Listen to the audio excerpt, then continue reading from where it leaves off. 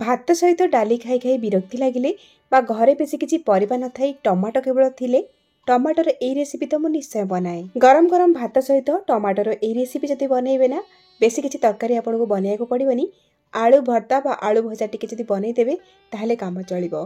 Tomato खटा tomato चारुठू ए recipe अलग रहिबो किंतु स्वाद जबरदस्त रहिबो। आउ जदि आपको भोक भी नथिबो पाटी की किछि रुचि भी नथिबो ए रेसिपी देखला परे थाली भात तो आपण माने निश्चय खाइबे। नमस्कार, लता ओडिया किचन रे आपण समस्त को अनेक अनेक स्वागत। कम समय रे बनि जाउथवा टमाटर ए चटपटा रेसिपी बनिया पई एटी मु नेछि 700 ग्राम रो लाल पाचिला टमाटो को प्रथमे मु भलो भाबरे गोटा धोई नेछि। तापरे एठी हमें काटिबा तो टमाटो को 4 खंड लेखाई करी काटनबा जेहेतु बड़ साइज रो टमाटो अछि। अधिक छोट छोट करके टमाटो काटिबा दरकार नाही। तो दर्शक बंधु आज रेसिपी जदि आपको पसंद आसीबो वीडियो को लाइक करिवे शेयर करिवे चैनल रे नुआ थिले सब्सक्राइब करनेबे फेसबुक पेज रे देखुथिले फॉलो तो निश्चय करिवे। तो एडी देखंतु सब टमाटो काटी नेछि। एबे नेक्स्ट स्टेप को जिबा। एपटे फ्लेम ऑन करके बसेछि गोटे कड़ई और सेथिरे हमें गोटे ग्लास देदबा पानी। बेसी पानी दबा दरकार नहीं। तो पानी को हाई फ्लेम रे गरम करनबा। पानी गरम हो गला परे काटी रखिथिबा टमाटो को ए स्टेज रे हमें ऐड करबा। एबे हमें आधा चम्मच लूण पकेबा। लूण हमें पछरे भी पकेबा तो अल्प टिके पकेबा केवल टमाटो सिझिया पई। गैस रो फ्लेम को हमें मीडियम हाई रे रखिबा आ आकु कवर करके 5 ରୁ 6 मिनिट पर्यंत सिझिया पई छाड़िबा। 5-6 मिनिट परे एठी हमर टमाटो भलो भाबरे सिझि जाईची। आ देखंतु टमाटो रे भी जो पानी दिथिले से भी एठी सुखी आसलानी। एबे हमें गैस रो फ्लेम को ऑफ करके ए टमाटो को भलो भाबरे ठंडा हवा पई छाड़िबा। टमाटो ठंडा हो गला परे आपण जदि चाहिबे टमाटो ऊपर थिबा चोपा गुडा को बाहर करि परिबे।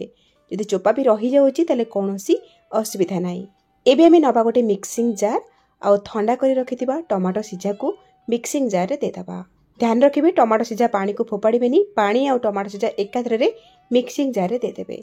आ एबे हमें 15 ରୁ 20 टा देदबा गोटा गोलमरिच। ता सहित गोटे छोटो चामच देदबा गोटा धनिया आ गोटे छोटो चामच देदबा गोटा जीरा आ देदबा एटी 14 ରୁ 15 कोला रसुण। आ ए रेसिपी को आहुरी चटपटा करिया पई एटी गोटे चामच तेंतुली रो मंजी को बाहर करके 3-4 चामच पानी देकी 15 ରୁ 20 मिनिट हेलानी बतुरे की रखिची। ए तेंतुली रस को हमें एथिरे ऐड करिबा। जदि आपण नेथिबा टमाटो अत्यधिक खटा अछि ताहाले तेंतुली पकेबा दरकार नाही। जदि खटा नथिबो ताहाले तेंतुली निश्चय पकेबे टेस्ट भलो आसीबो। या सहित हमें देदबा 2 बड़ चामच फ्रेश कोरा नड़िया। नड़िया निश्चय पकाइया पई चेष्टा करिवे। जदि नथिबो स्किप करिवे देले टेस्ट भलो आसीबो। एबे हमें सब जिंस को ग्राइंड करके नि आसीबा। एक्स्ट्रा पानी दबा दरकार नाही। तो एडी देखंतु चिकन करके माको ग्राइंड करके नि आसी। एबे हमें ए टमाटो पेस्ट को साइड रखिबा जिबा नेक्स्ट स्टेप को। एपटे फ्लेम ऑन करके बसेछि गोटे कड़ई गरम होला परे गोटे बड़ चामच देदबा सोरिष तेल। तेल गरम हो गला परे गोटे चामच देदबा पंच फुटण। फुटण फुटी गला परे किछि भुर्सम पत्र देदबा। 2 ରୁ 3 टा देदबा सुखिला लंका आ 3-4 टा कंचा लंका भी देदबा। राग केते खाइबे निज हिसाब रे नेबे।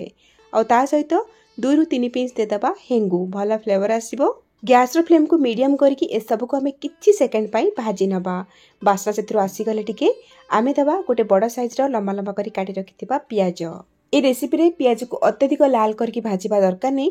हल्का टिके पियाज ऊपर कलर आसी जिवो कंचा बासना तार पळै जिवो बस सेही पर्यंत हमें भाजीबा।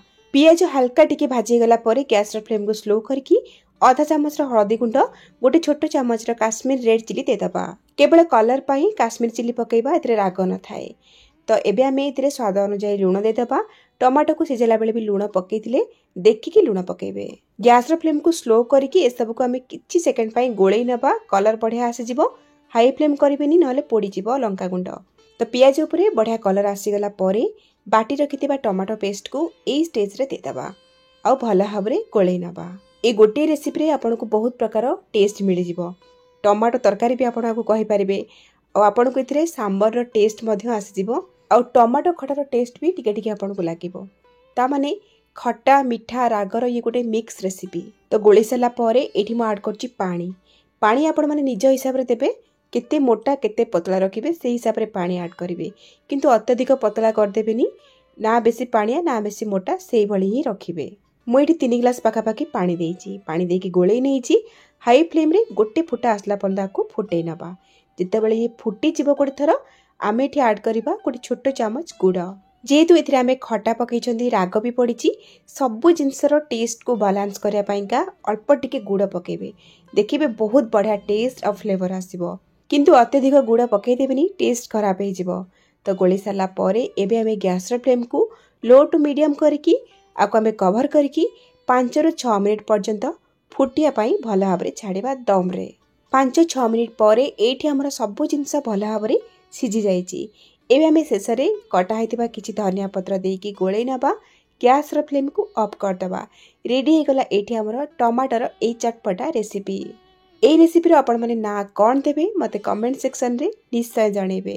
आ यार कंसिस्टेंसी देखंतु मु आपन को देखौजी ना बेसी मोटा ना बेसी पतला सेमिति ही मु एठी रखिछि जोटा कि गरम भात रे खाइबा को भल लागिबो।